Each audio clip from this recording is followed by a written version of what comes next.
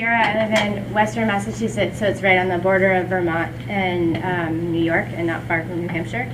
In our area, we're fighting gas pipelines, the same one as Brian spoke of before, in a very, very big way. We also recently, in Hoosick Falls, New York, there's a big water contamination. It had been going for a long time, but someone finally sort of scared it out into the general public for them to know. They've been working with the government for a while to try to get them to pay attention, and they were ignoring it. Much smaller scale than Flint, but the same sort of type of thing, and we've now found it in most of the towns, the same contaminant all around that area. So there's water contamination. I'm also a beekeeper, so I've been thinking a lot about pesticides.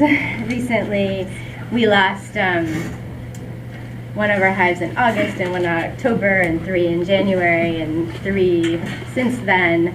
So it's very real seeing the impacts of what's happening with climate.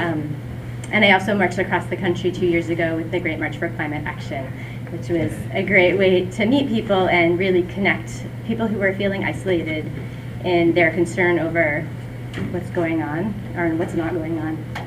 And I think I just want to say that if you haven't read Naomi Klein's book, This Changes Everything, it's a really good primer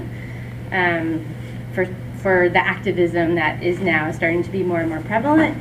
And also, if you can, find a group of people who will read together Laudato Si', which is the Pope's encyclical. I recommend that hugely, and both of those books really connect the social justice and the environmental justice, and also the sort of capitalism gone awry issues that we're facing right now.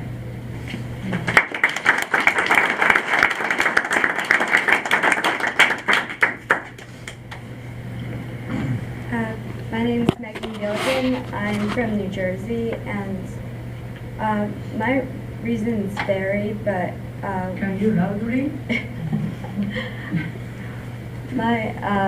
my reasons are very personal to me. I grew up in an unstable home because my father's schizophrenic, or whatever you would say, because he has like varying, diagnoses, and I grew up with a lot of stigma, and there was a lot of moving around.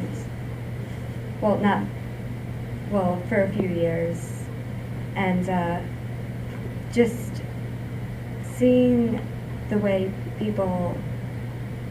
the way the parents looked at me, and then it passed on to the children, and just understanding that there wasn't enough help out there, and then there wasn't enough help for my family, and it's frustrating because they don't understand that this is generational, and it keeps on going on, and I mean, it's not just that. I've also worked with mentally, autistic kids since I was 15, and social programs have always been, very close to my heart, with helping people and trying to understand, what I can do. But the resources are so limited, and people always say, oh, well, it's not my problem, so what's the point? Just put them away, but they don't understand that it affects all of us in one way or another. And I'm tired of them, like, people with issues being scapegoated because they don't understand it affects the whole family. It's things like, disabilities are, they affect the family, and they affect the people around them and the community. And it's just something I couldn't stand by and just let it go like that.